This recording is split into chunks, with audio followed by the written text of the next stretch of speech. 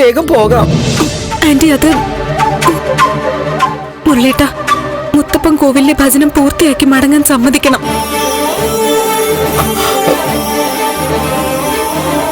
ദേവിക, ഇവിടെ നിൽക്കുന്ന ഓരോ നിമിഷവും നമ്മൾ അപകടത്തില്.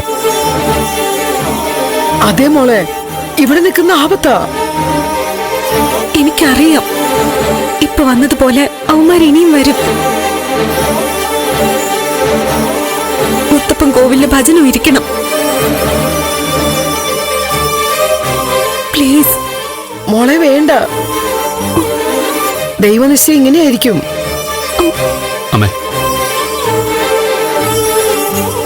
ദേവികയുടെ ആഗ്രഹം നടക്കട്ടെ. ഭജനം ഇരിക്കാതെ തിരിച്ചു തന്ന ദൈവമല്ല, ചന്ദ്രോ തമ്മയായിരിക്കും ശിക്ഷ വിധിക്കുന്നത്. അമ്പലത്തിൽ ഭജനം ഇരിക്കട്ടെ, പേടിക്കണ്ട. കാവലായിട്ട് ഞങ്ങളുണ്ടാവും.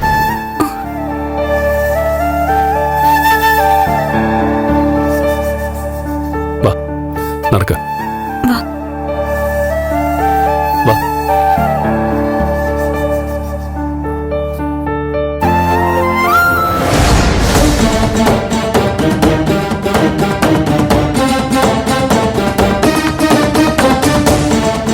മാധവേട്ടാ, വന്നേ, നമുക്കും കാട്ടുമുത്തപ്പന്റെ അമ്പലത്തിലേക്ക് പോകാം. അവിടെ ചെന്ന് ദേവിയെ അന്വേഷിക്കാം. അതെ അച്ഛാ, നന്ദേട്ടനെ അറിയിക്കാം. അല്ലെങ്കിൽ പോലീസിൽ അറിയിച്ച് സഹായം തേടാം. ദേവിക്ക് എന്തോ അപകടമാണ് മാധവേട്ടന്റെ മനസ്സിലൊരു തോന്നൽ വന്നിട്ടുണ്ടെങ്കിൽ ആ തോന്നലിന് എന്തെങ്കിലും ഒരു അർത്ഥം കാണും. വന്നേ മാധവേട്ട.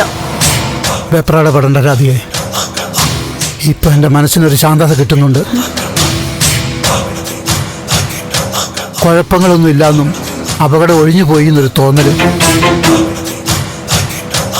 എന്തായാലും ശരി, നമുക്കൊന്ന് അന്വേഷിക്കാം മാധവേട്ട. വേണ്ട രാധികെ, ബഹളം വേണ്ട. ചിലപ്പോൾ അവൾ അമ്പലത്തിലെത്തി പൂജയും ഭജനയും തുടങ്ങിക്കാണും. അതിൻ്റെ ഒരു അടയാളമായിരിക്കും എൻ്റെ മനസ്സിലെ പ്രയാസങ്ങൾ മാറിയത്.